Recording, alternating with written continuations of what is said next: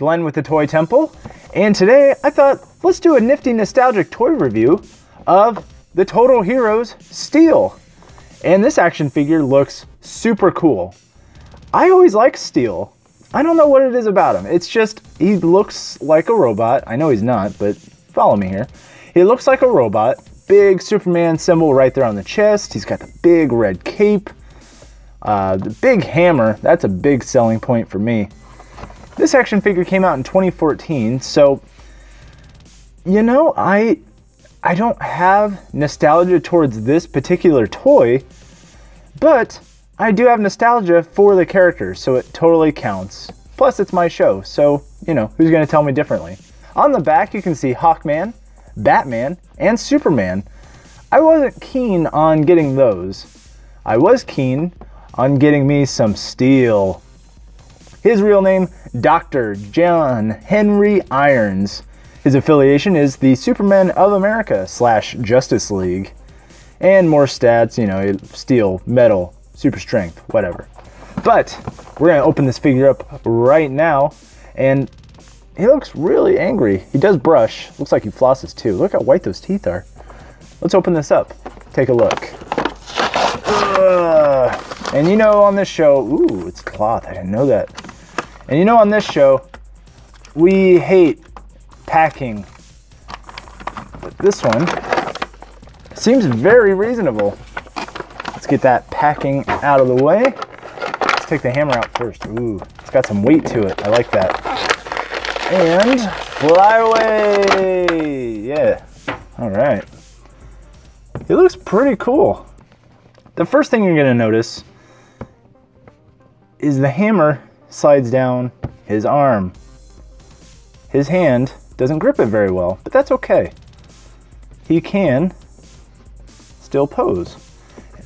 I do wish, right there, I do wish he had another open hand, or additional hands, but this is before Mattel started really taking Marvel Legends seriously, but they should have been doing that for quite a few years before this one came out. I do really love that cloth cape right there on the back. That actually looks really cool. Ooh, you can see all that, all the printing for the copyright right there. That's funny. But not anymore. The articulation is not bad. He's got some ankle pivot. He's got single jointed knee. He doesn't have ankle rockers, but he's got those Mattel hips where the leg comes out like a ballerina.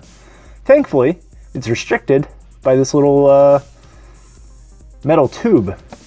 He does have some kind of swivel here. It looks like bicep swivel mixed with single jointed elbow action, but it only goes up so far. So you've got that weird kind of grip to it. His wrist does rotate, so that'll help it. But if you want to hold, you know, for a hammer this size, you gotta have something to hold on both. I mean, does he swing it one-handed? I don't think so. He does not have much neck articulation, so he's gonna constantly be kind of looking down unless you prop him up like this, and yeah, he just looks kind of weird. Man, these tight joints, they're gonna bust my knuckles.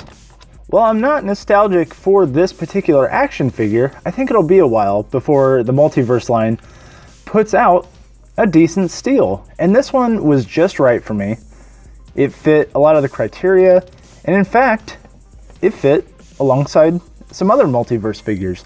Let me go grab Superman, and I'll show you what I'm talking about.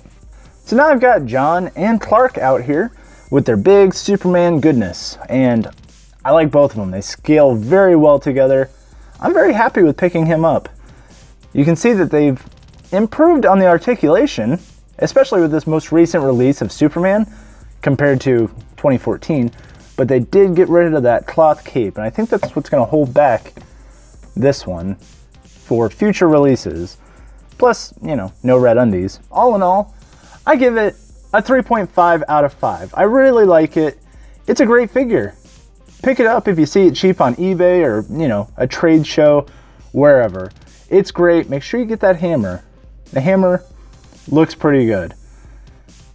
And with that, thank you very much for watching. Check us out on Instagram and Twitter at The Toy Temple, and remember, you are never too old to enjoy the things you love, either one of you.